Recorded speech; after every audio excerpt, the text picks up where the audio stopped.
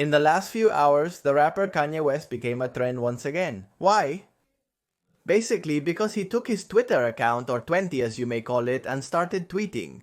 He started tweeting things that are quite aggressive, quite controversial against certain types of people.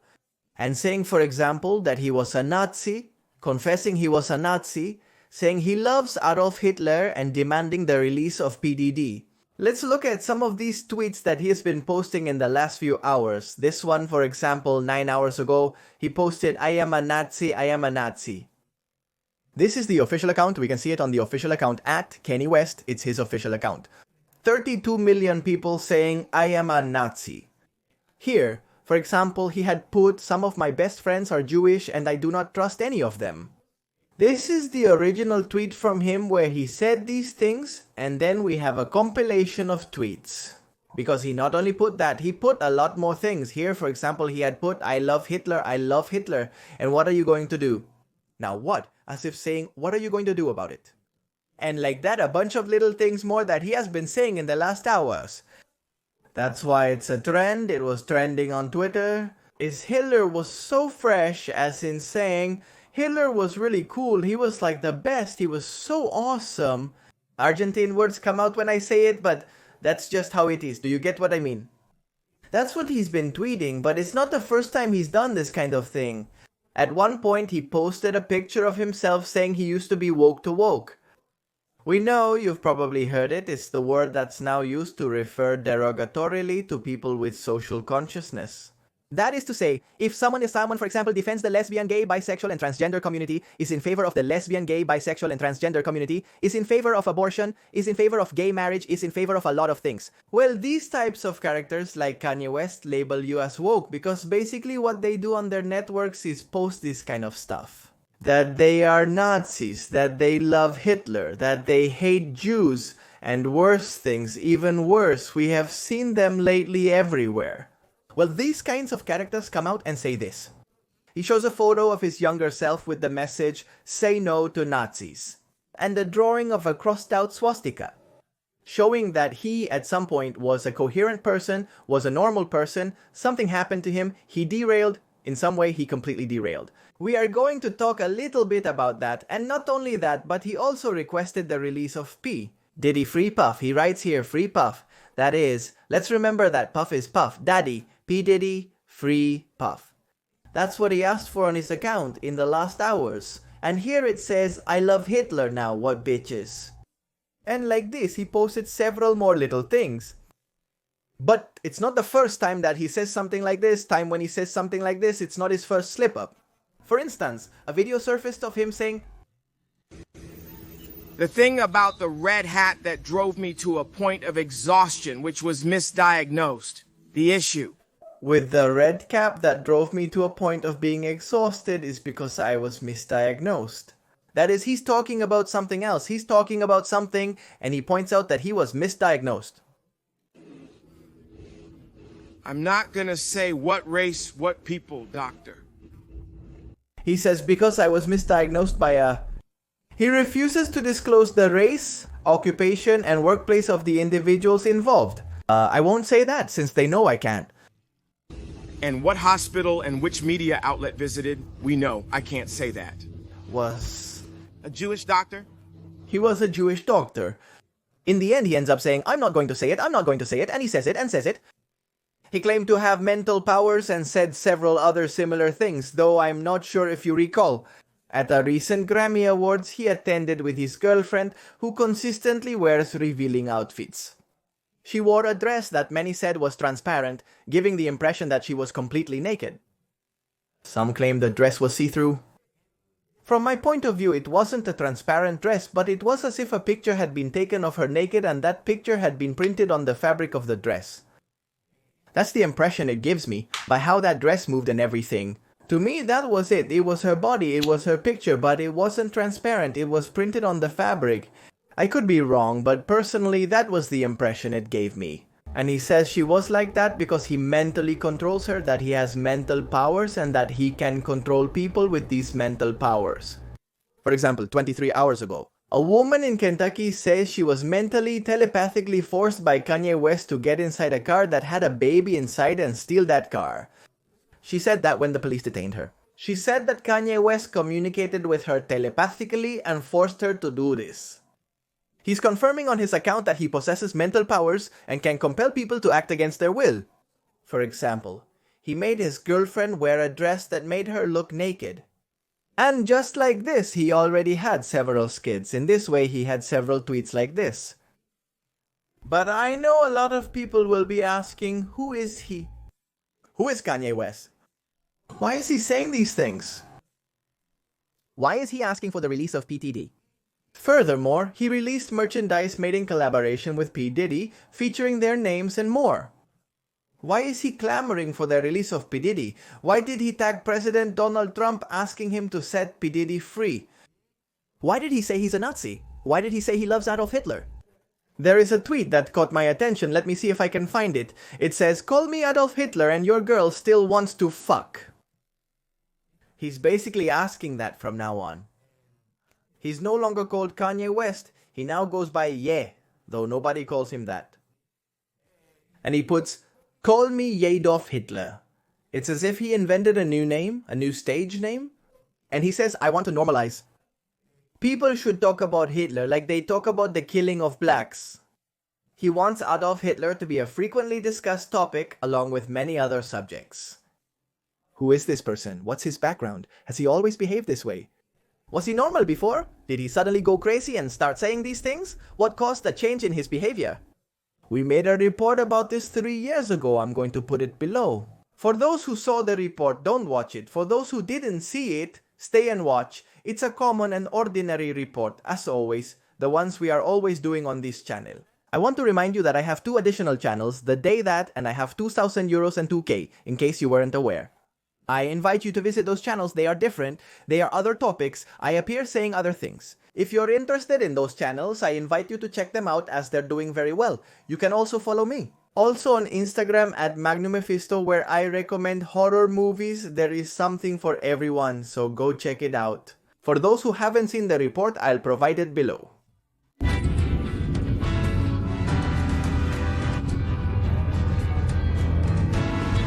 Except for on playback. There are not few times when a recognized artist performs an action that generates controversies. In moments like this, we wonder if everything is part of a marketing act or if it truly tries to be the spokesperson for a deeper idea. These questions simultaneously spark other debates. Are there limits to freedom of speech? Can we always say what we want and expect that this will not represent a consequence for us? Unscrupulous strategy to attract attention, or simply and plainly a non-stop descent into madness? Many of these dilemmas ignite when a more than particular character is mentioned, the character that concerns us today. For some, the erratic behavior the musician has been having lately provides ample evidence of a huge ego that has collapsed his sanity. Others laugh at the covers that feature him and claim that the man just seeks to keep the spotlight on him. A third group insists it must be accepted unconditionally. West is an ultra-conservative with very specific and controversial ideas on more than sensitive topics. In late October 2022, Kanye West once again dominated the headlines. And not exactly for the release of some new material. While it is true that he has everyone used to his constant antics, this time the violence of his statements and tweets has escalated. It seems part of Kanye's routine to post heated comments on his social media only to delete them. Within hours, his surroundings catch fire, and journalists worldwide replicate his words. This time things were a bit different. Kanye not only did not delete his offensive words, but he made a marathon defense of them in different media. His intention was to show himself untouchable. The results, the complete opposite of what was expected. His stubbornness to refuse to reconsider or accept constructive criticism has earned Kanye's ego several significant losses in recent seasons. Not to mention, weeks ago it was announced that the luxury brand Balenciaga had ended their collaborative work. Just weeks after West walked in Paris Fashion Week wearing their clothes. The agency in charge of representing him, Creative Artists Agency, also decided to distance themselves from the artist so as not to be associated with his increasingly euphoric speeches. And yeah, as he now calls himself, Kanye laughed about that, and in a well-known podcast, he made a trenchant statement, "I can say what I want, and Adidas will never get rid of me." The musician was referring to his close relationship with the renowned sportswear brand, one of the few that had not yet given up on their contract with the man. However, when Kanye released a series of anti-Semitic posts, things got a little difficult and uncomfortable for the brand.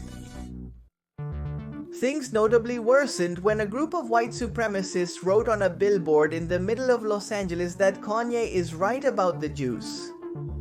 Some say Adidas acted out of a matter of civil liability, others say they did it so old stories wouldn't come to light. Stories that narrate how the company's founders were members of the Nazi Party, for example.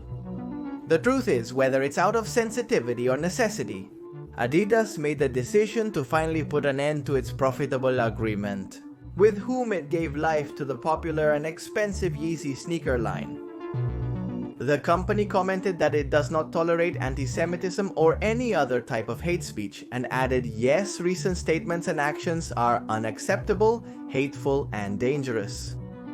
However, even though this split cost the brand a significant portion of its earnings, it meant something worse for the rapper.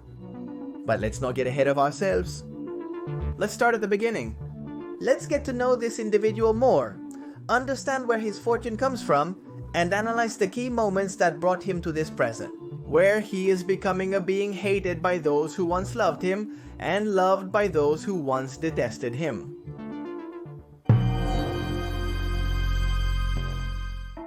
Atlanta, Georgia was the birthplace of Kanye Omari West, who was born there on June 8, 1977. However, his education would take place in Chicago, where from a young age he would start to gain popularity as a music producer. In the early 2000s, one of his first achievements was his association with Rockefeller Records.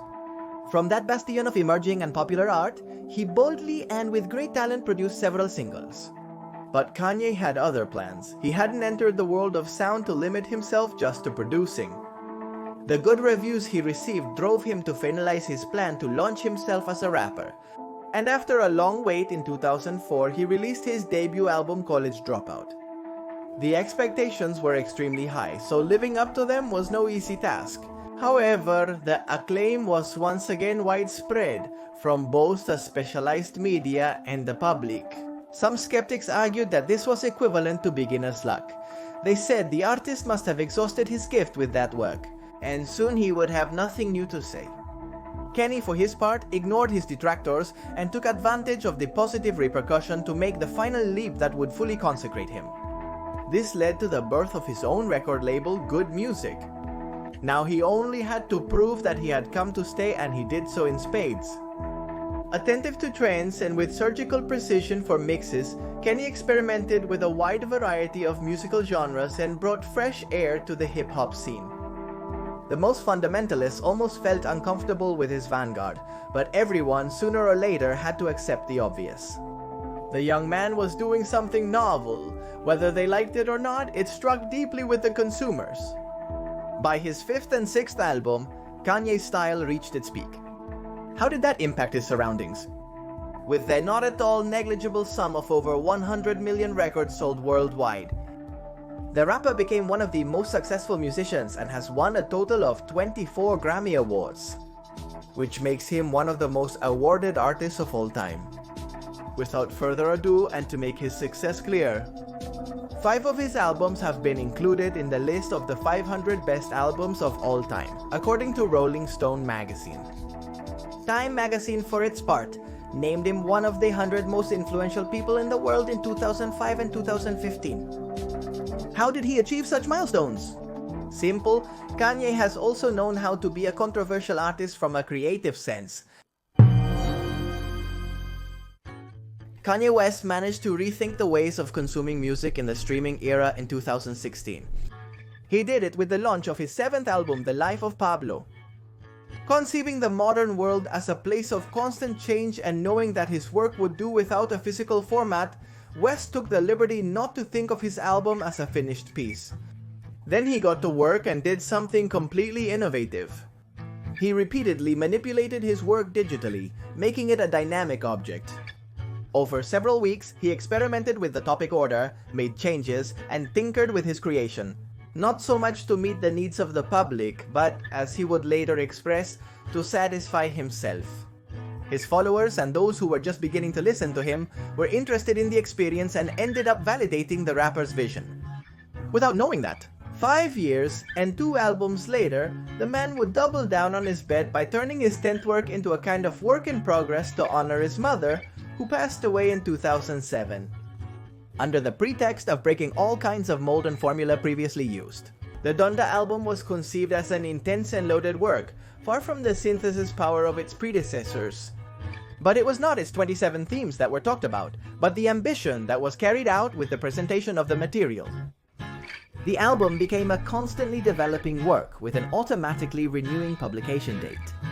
The alterations, changes, and expansions began inside the studio and continued even in full view of everyone. The musician invited his followers to what he called a Donda listening event at the Mercedes-Benz Stadium in Atlanta. On that occasion, the audience was able to hear a version of the album finished just hours before with the host of the evening, situated in the center of the field with a black mask obscuring his face. Far from being satisfied with the final result, West installed a mobile studio at the location and temporarily moved to the stadium's locker rooms. In order to follow the development of his work as closely as possible, West dedicated this time to loading even more metaphoric content into his work. In the second meeting, he turned the end of the show into his literal ascent to the heavens. In the third and final one, Kanye moved the circus to his native Chicago, and in the center of Soldier Field, he set up a reproduction of the house where he spent his childhood. The reviews of the event swung from one end to the other on the critical thermometer. For some, a genius. For others, the pinnacle of the baffling and bizarre. But there wasn't just debate in the press and forums about his unusual ways of presenting work, but about the people he chose to present it with. For one song, he appeared with Marilyn Manson, who faces multiple sexual harassment allegations, and the rapper DaBaby, who was dropped from various festivals as a result of his homophobic comments. The night ended even weirder. His now ex-wife, Kim Kardashian, entered the scene in a wedding dress to commemorate their wedding. The day ended with the house catching fire amidst cheers and a crowd as fiery as the setting.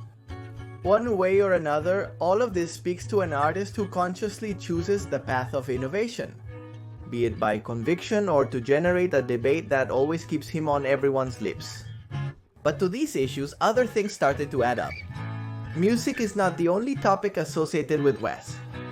The artist's open views and his life outside of music have received significant media attention, especially because the rapper and businessman has been a frequent source of controversy, not so much for his artistic decisions, but for erratic behavior and increasingly aggressive comments on various topics unrelated to his craft. Let's now start looking at the other side of Kanye, the Kanye behind many people's favorite artist, the Kanye who recently began to scare.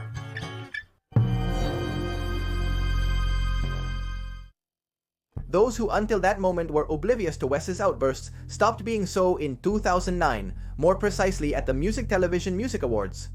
At the ceremony, West interrupted an award presentation demanding that the statuette that was going to be received by Taylor Swift should be for Beyoncé. The issue, which could have remained in the niche of showbiz news, transcended its own borders when then-President Barack Obama spoke out about it. And he called West a brute for his impulsive and disrespectful attitude. Unwillingly, the Democratic leader ended up pushing West to the epicenter of popularity.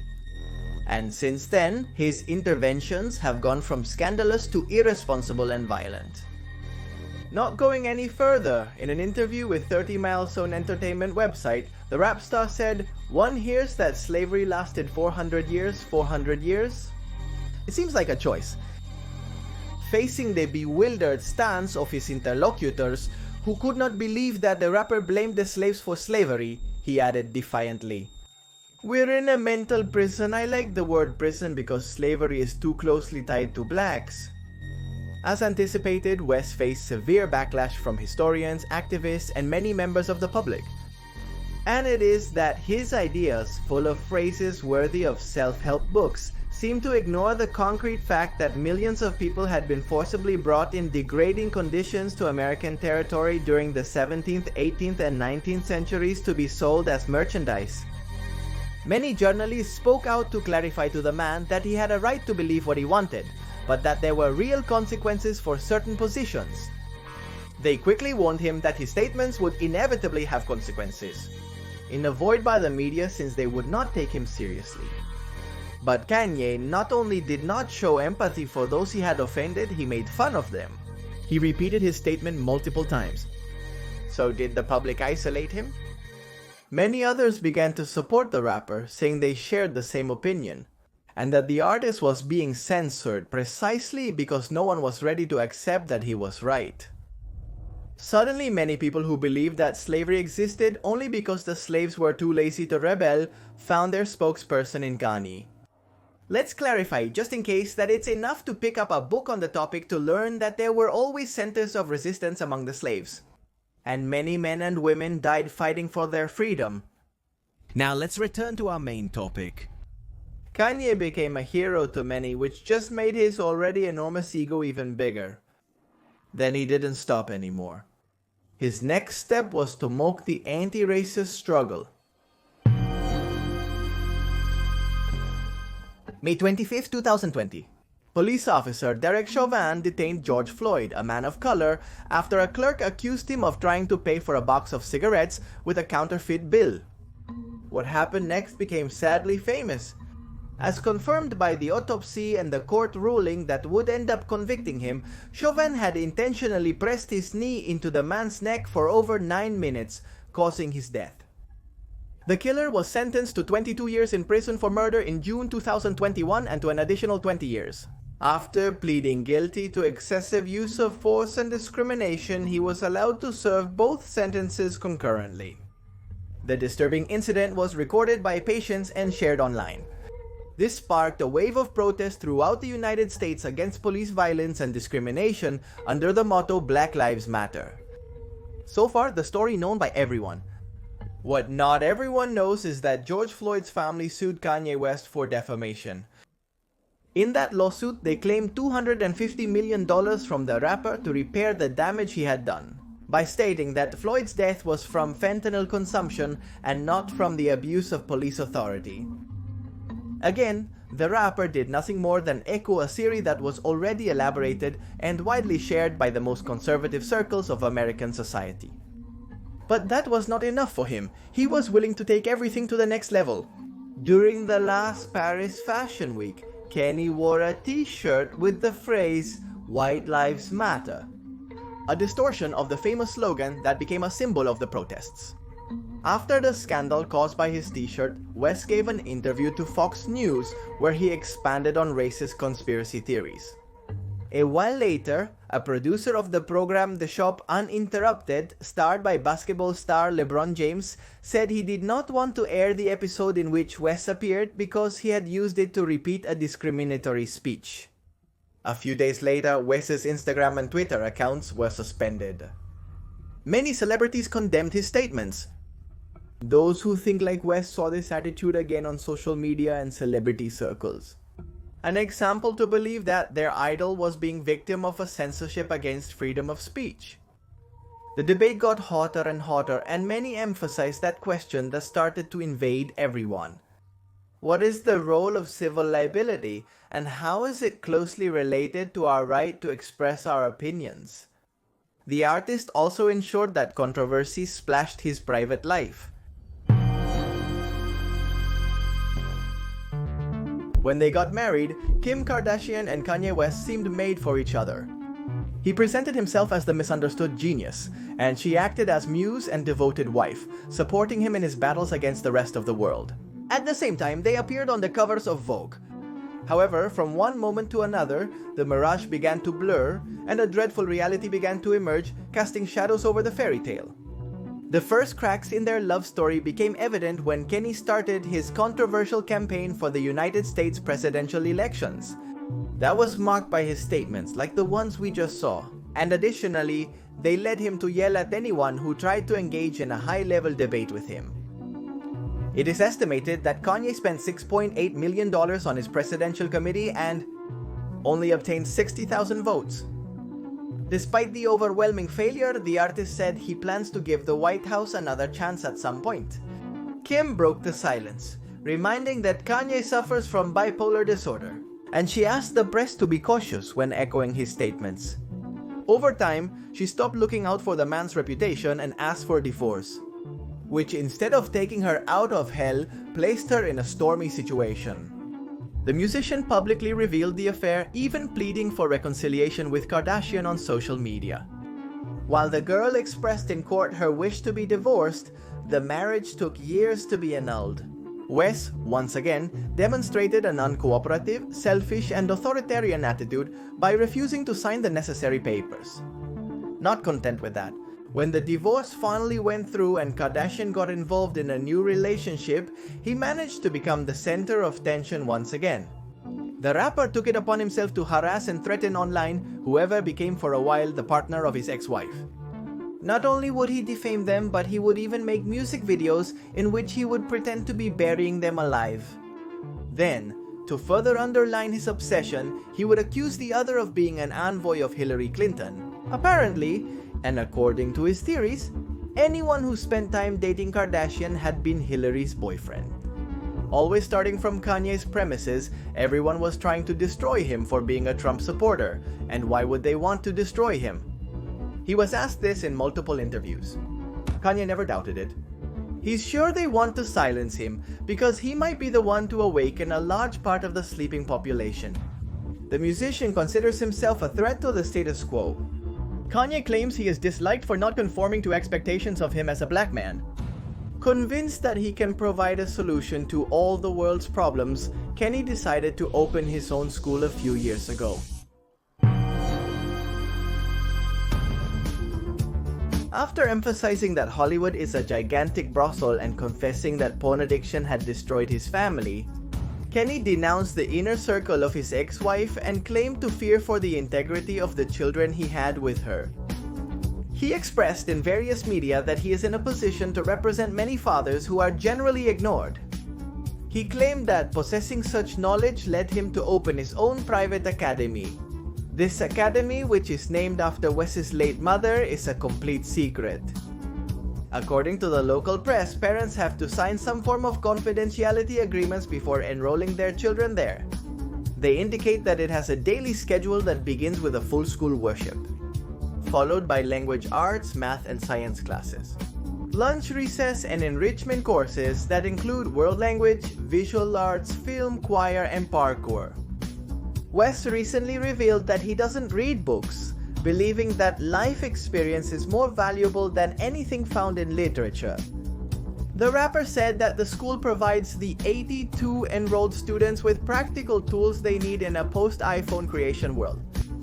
And he emphasized that many schools are made to prepare children for industries that no longer even matter.